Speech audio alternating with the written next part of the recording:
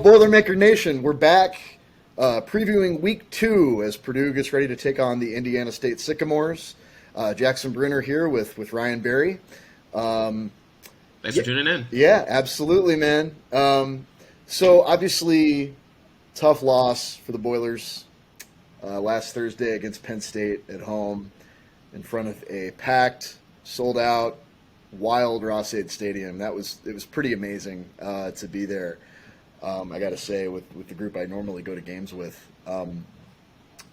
Thursday night kickoff games, kind of a little weird, you know. I mean, it's like the middle of the week, and especially for college. I mean, you think about there's like students who, they have class and they got to figure all that out. I don't even know if classes have started yet, but I think they had. They hadn't. I don't know. So, it was a disappointing result, but I thought we still saw a lot of positives. I thought O'Connell was a little rusty. Maybe he's got some chemistry to figure out with these receivers. Just missed some throws that he's normally very accurate. That we normally see him make. He missed some throws, but Charlie Jones, the Iowa transfer, really, really good. 150 yards and a touchdown in his first Purdue game. Don't think he regrets leaving Iowa at all, especially after. And you and I talked about this, but Iowa's first game pretty brutal. Yeah, no kidding. Yeah, so offensively, so yeah, I'm sure he's happy to play with O'Connell. Yeah, I mean, to me, this game just came down to just errors. I mean, before halftime, that was a cataclysmic, turn of events there. We're driving, we get to like the Penn State, I think 20 or 25 yard line, and run a jet sweep toward the visitors' end, and our guy is carrying it, his right hand. Should be carrying it in his left hand because he's headed to the left, to the outside, and he fumbled it at a pretty critical time. So we were down, I believe, 3 at that point. So we fumble and then obviously give up a long touchdown in the last 20, 25 seconds of the half. That kind of thing can happen against great teams. Yep. So that was pretty tough. It was a 10 to 14 point swing. I mean, we were going to score, I believe. Would have taken the lead there before halftime. So, frustrating turnover, not great results there. My opinion, it came down to that. Obviously, there was more going on later with, people questioning, a lot of questions about how Jeff Brom handled the end of the game with play calling. And, a couple inaccurate throws near the end, I think, cost us. But Ryan, what was your take? Yeah, Jackson, Thursday night, obviously didn't get much sleep, being a late night and just the result, I just kind of stewed there for a while. The biggest thing to me, and again, being a Boilermaker homer, this, could be completely way off base, but I kept having this feeling I thought Purdue was just the better team on Thursday night. I really did. And I don't want to take anything away from Penn State. They forced that critical turnover at the end of the first half. They made the play, down the sideline at the end of the first half. So, credit where credit is due. When I don't like to play the what-if games, I think you just got to execute. With that said, is it fair to say I thought just Purdue was the better team? I thought Purdue moved the ball better than Penn State did. I thought Purdue's defense, wasn't great, but they were good enough. They were certainly opportunistic, right? Especially with the pick six in the fourth quarter. I thought there was a lot to like from Purdue's offense, a lot to like from the defense. I thought they got enough pressure to make Penn State uncomfortable, to make Sean Clifford a little erratic at times. But like you said, Jackson, like you were hitting on, Purdue just didn't make enough plays, especially down the stretch.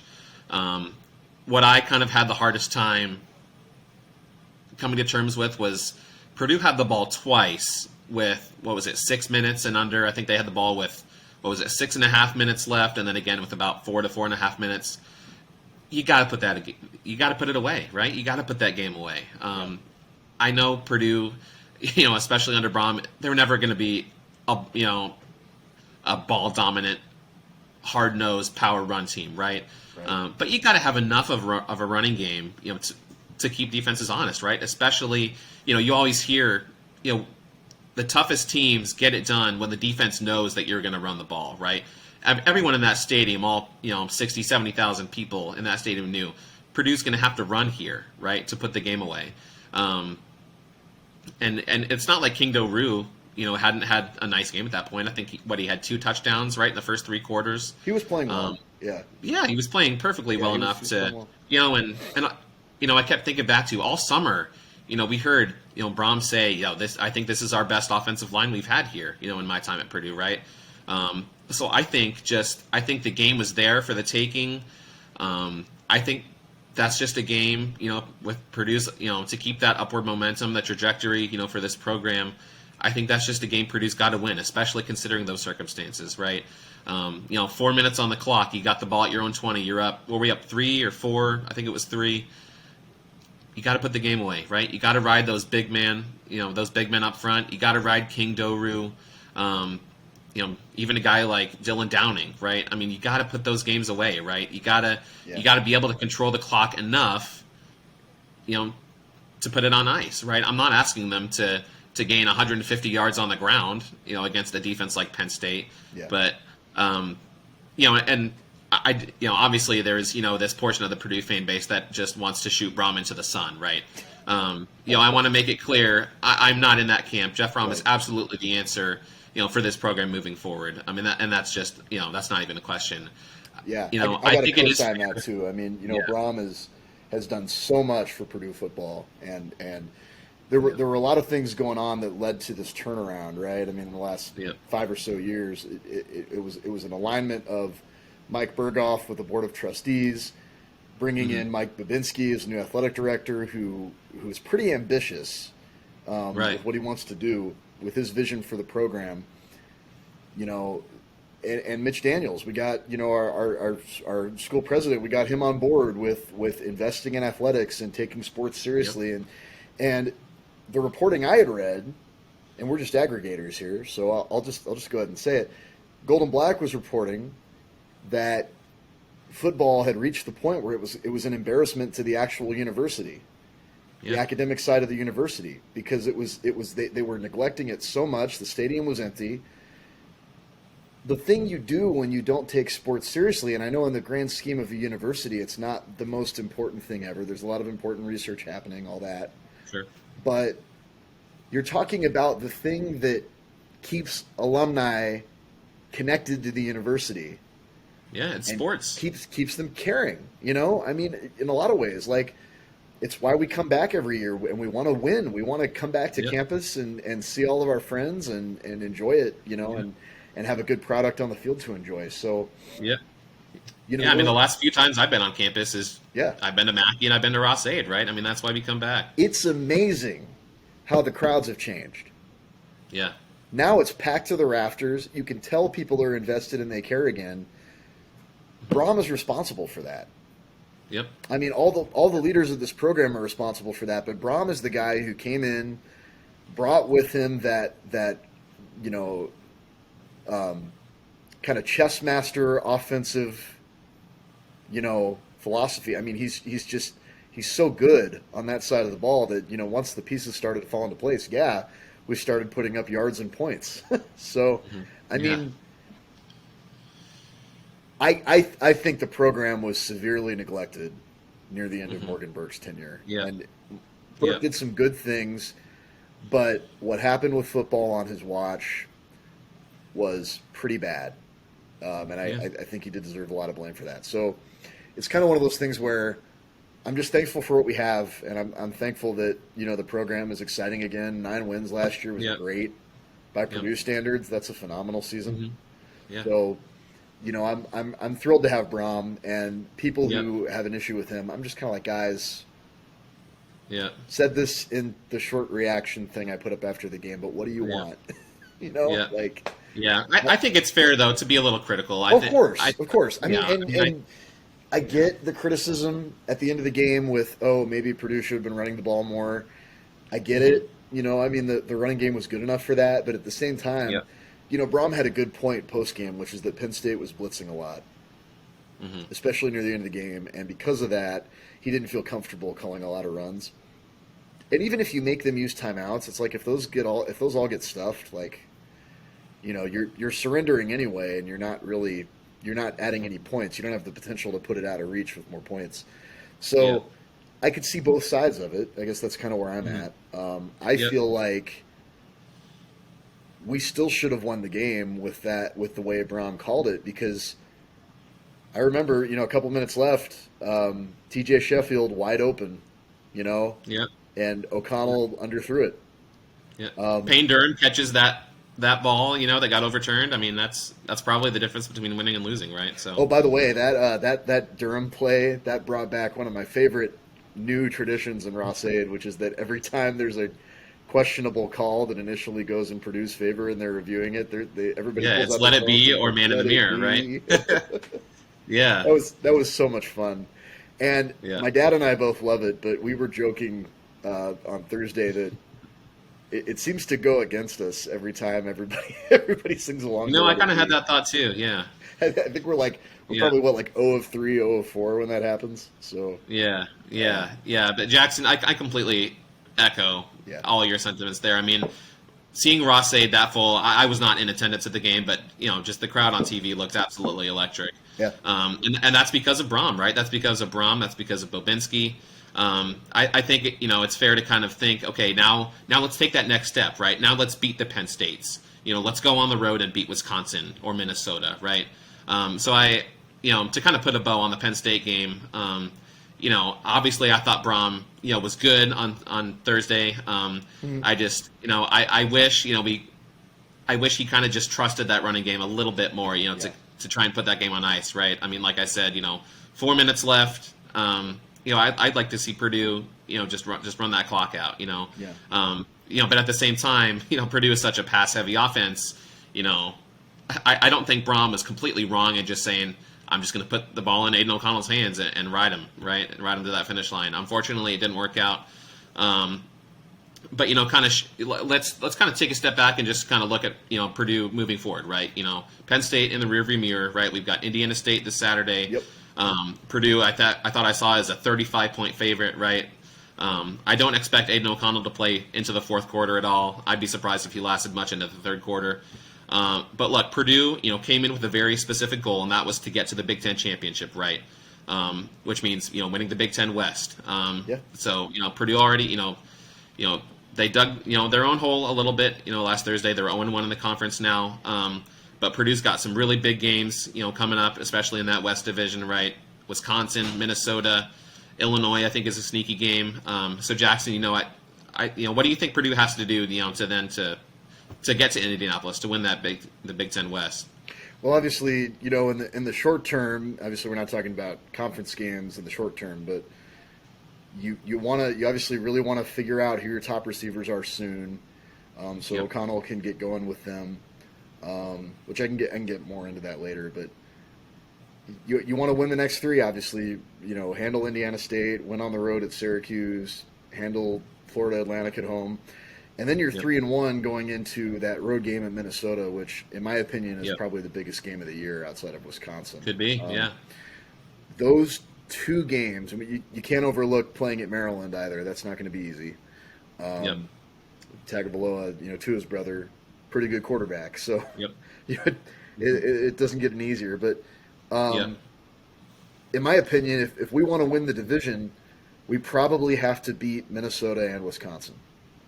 I think so. Yeah. Especially after dropping the Penn State game, it kind of takes away that margin for error, I think. Yep.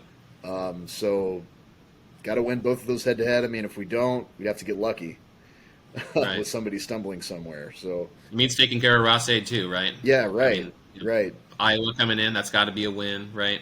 We probably we can't lose at home again. I don't think Yeah. can't lose it if we want to win the division. Which I don't want. I still don't want to be the guy who puts that kind of pressure on the head coach at this point. I'm not like, he's only just built the program to the point where we have depth Yeah. and Yep. can afford to take a couple injuries and still put good players on the field. So you want to give them longer than just that 1 year window to win the division. And we know what's coming, right? Next to quarterback with Brady Allen and some of these other young receivers and all that stuff. Like, we're still going to be good. We're still going to be building toward big things after this year. So maybe a step back next year because Allen's going to be a redshirt freshman and we're losing a lot of defense, but never mind. To answer your question, it's just going to come down to Minnesota and Wisconsin and how we do in those games. And I'm going to be cheering for them in the Twin Cities. I've got some friends in Minnesota, so I'm excited to go up there and hang out with them and go see the game. And I've never been to their stadium. So I've been in the Twin Cities. I haven't been to the Gopher Stadium before. So that'll be cool. Well, Jackson, you mentioned receivers. You kind of want to hit on that really quick. Sure. So obviously Charlie Jones was phenomenal, right? I mean, even more than I could have expected, right? I think kind of the sentiment coming in was, hey, Purdue's going to get a first-team All-Big Ten kick returner, punt returner, right? And we'll kind of see about the receiving, right? We'll see if he kind of fits into the offense. I mean, I think he's got to be the number one moving forward, right? I mean, and Payne Durham, not technically a wide receiver, but I mean, I think those two are your pass catchers, right? Your star pass catchers. I got to say, Brom did say today, Brock Thompson is out this week, right? Or game time decision, excuse me. Elijah Canyon, the Auburn transfer, is out. That's too bad. So you mentioned, O'Connell kind of building, that rapport with the receivers. It'll be a little tougher this weekend. I don't think we'll need both of those guys to beat Indiana State, but moving forward, I think that's something to monitor for sure. I think I would add, in terms of who looked good outside of Charlie Jones, I thought Mershawn Rice made a lot of plays. Yeah, absolutely. He could easily end up being one of the top three guys if he can stay healthy. Mm-hmm. Because the guy's been hurt. He's a blue chip recruit. We've just never seen him play, really. Yeah. He looked good. I thought Sheffield looked really good. Yep. That could end up being our top three. I think we'll see more Tyrone Tracy. They'll start using him. I think so, yeah. Especially with Abdur Rahman Yassin. And we have Yassin he's too. Out for a while. He's out for a while, Brom said. Yeah, right. But that's one thing I got to note, though, is like under Brom, wide receiver is probably the last position I'm ever worried about.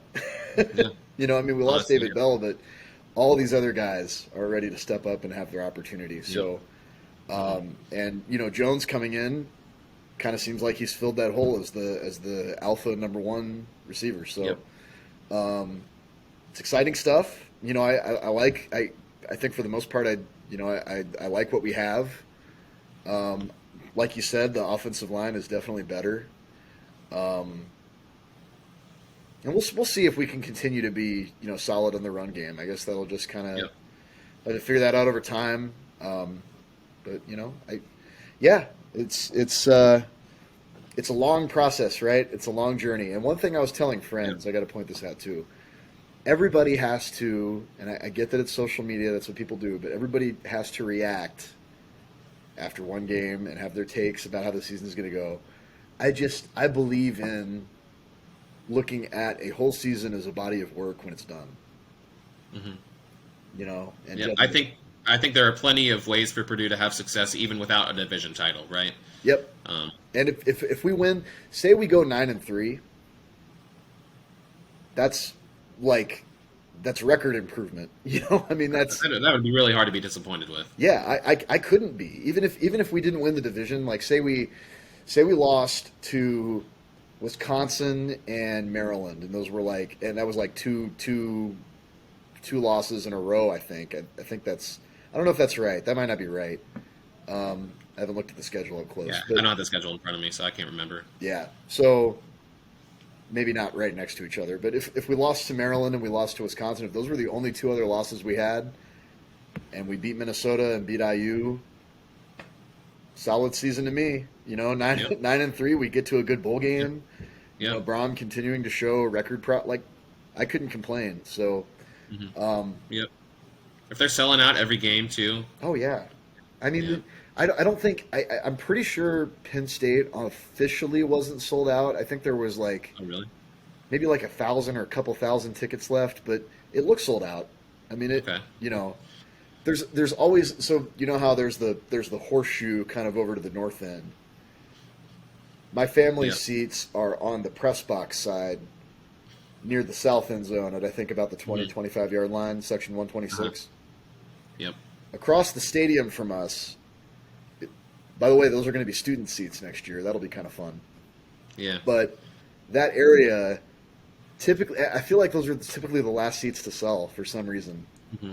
And a lot of Penn State fans bought them up. Like there was a lot of white Hmm. on blackout night across from us, so that was kind of weird. But oh, shout out to Jaden Ivey coming back to do shout. That was really cool. Yep. Drew Brees was in town to open a restaurant, so great to have Brees there. And he announced he's gonna basically headline our name, image, and likeness collective. So Yeah. Huge news for Purdue. awesome news. Glad to Yep. have Drew at the front of that. So thank you, Drew. Yep. Appreciate all Yep. you do, buddy. Appreciate you, Um, Drew. Yeah. Talking like I personally Yep. know him, I don't.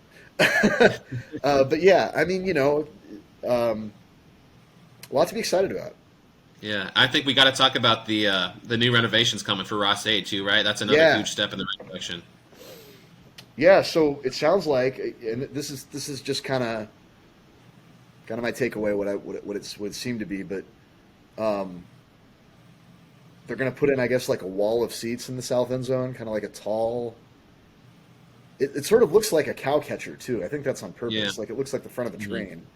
But they're putting those seats in, and the students are going to take all those seats. They're going to be on that side opposite the press box. I talked about, I Yep. think, out to the 30-yard line. Uh-huh. By total capacity, it's an increased number of seats, and it'll be one of the biggest student sections in the Big Ten. It's going to Hmm. be kind of cool sitting closer to them, though. It'll make the Yeah. stadium seem louder from where I sit. Hmm. So, Yep. It's um, interesting, moving the students to the end zone. But a lot of Big Ten schools, I feel like, do that. A lot of SEC teams too, right? Have their students in the end zone. Makes it intimidating for sure for one side. yeah, I mean, the only complaint about that is it's dependent on the the road team trying to score heading to that side, but Right. it is what it is. Yep. Um, so do you have any other thoughts kind of about um, kind of where this team stands, what they need to work on?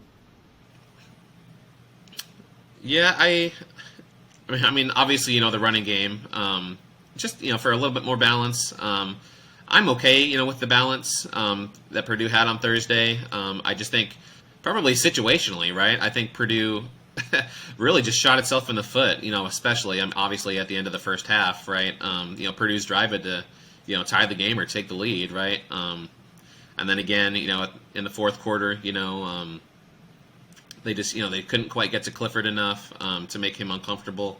Yeah. They obviously, as we've discussed, they couldn't quite put the game away with the offense. So I didn't think there was any glaring, hole on the defense. I thought the secondary was pretty good. The linebacking core, I think we'll see. Obviously, Jalen Graham is, one of the captains of the defense. We'll see there. I think Purdue's defensive line got penetration. I thought the coverage was good. I just would like to see Purdue kind of improve situationally, right? You always hear that's the mark between a good team and a great team is, those situations, right? Those, the 2-minute offense, the 2-minute defense, right? That's how How you to win or close lose. halves. Yeah. Yeah, that's how you win or lose, and Purdue lost Yep. on Thursday because they just shot themselves in the foot, right? They fumbled the ball in the red zone and then they give up a long touchdown on, was it back-to-back plays or was it like 2 plays later? I I, can't quite I don't remember. totally remember. You're talking about before halftime. Yeah, Yeah, I that mean, was. it's water under the bridge, but just closing out those halves on a strong note, right? Yeah. It was the difference between Purdue being tied or or up at the half versus being down 11, right? And we lost the And game by 4, so that stretch yeah, is like it's and everything. yeah, and I mean, give Purdue credit. They took the lead in the second half, right? They got a quick touchdown and then a quick stop and then took the lead. But and again, I'm not into moral victories. Purdue lost. I'm not into kind of what ifs. What if this had or had not happened? But it's tough to wonder, right? I mean, what could have happened, right? If Purdue, Yeah. punches the ball in the end zone, and then Well, and then and does like a part bonehead of play. part of there's a couple things that make me feel positive. First of all, we've seen it with Braum. several times where his teams, get better throughout the year and they play really well in November. For sure, So, absolutely, yeah. I feel good that we'll finish strong. Yep, We'll see how that October stretch goes. That October stretch is really kind of the meat of the schedule, yep. with Minnesota and Wisconsin.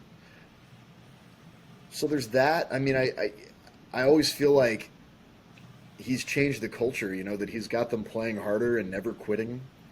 When they were down Hmm. 11 at the half, it was like, they came out in the second half, played really hard, and scored immediately. So, Yep. you just you never feel like with Brom that we're done or finished or can't compete. So His teams that's are mentally strong for sure. yeah, and that's been to me that's been the biggest part of the culture change. I mean, it's just so much more fun to watch them. And one of the, in my opinion, one of the best examples of a Brown team not quitting. I remember 2017, I think his first year we played at Wisconsin. We're getting run over by Jonathan Taylor, like he ran over everybody else. Yep. Went down, I think 14-0. I think we got a field goal or two, and then blocked the punt. Hmm. you know, Yeah. and just like fought and scratched and clawed our way back into the game a little bit. So Hmm. that's the thing with and under Hazel it would have been like 31-0 a quarter Yep. later. With Yep. Brom, there's just things don't always go your way. It's just sports, but they don't. There's no quit. There is zero quit. Yep. So I really appreciate that. Um, Yeah. No so question. I feel good about that, and I don't know. It's a general good feeling about the fact that there's 11 more games to play, plenty more opportunity. Every goal, realistic goal we have is still out there. Like I'm not expecting Yep. to go undefeated. So 9, 8, 9, 10 wins. It's icing. Yeah. I feel good about Yep. it all. So Yep. uh, Yeah. When the opportunity is absolutely there for Purdue, they'll keep getting better, right? They'll keep getting healthier. Hopefully Brock Thompson. yeah, I think he just had some soreness after the game. Hopefully he'll get right. Even if he doesn't play this Saturday, get healthy. It was nice to see Fakasieki back out there for sure. I know absolutely. he. With what happened to him last year, yeah, Yeah. I agree. Yep. Yeah. So get healthier. Improve. Win your three non-con games, and then jump right into the Big Ten schedule and get going. Yeah. Yeah, we'll just have to see how it goes, but we see it all the time in college football too. Like teams get better. Um, No question. you know, there's the poor tackling that we saw last Thursday. Like it wasn't good, but it's not unheard of for teams to struggle tackling in week one because they're limiting it Mhm. in practice. And it kind of sounds from what I heard about fall camp, it kind of sounds like they were either limiting contact or limiting certain players to try to avoid injury Yeah. and not putting them through some of the live stuff. So that's not to blame anybody. That's just it's just the reality of week one, I think. And Yep. and I hope they get Yep. better at it. I really do because when we start Yep. playing better teams, can't be missing tackles like they did. So Yep. um, Absolutely. yeah, just 1 week at a time on to Indiana State, I'd say. Yep. Yeah. Yeah. Well, Purdue's a heavy favorite there. Indiana State, I think you said won a single game a year ago.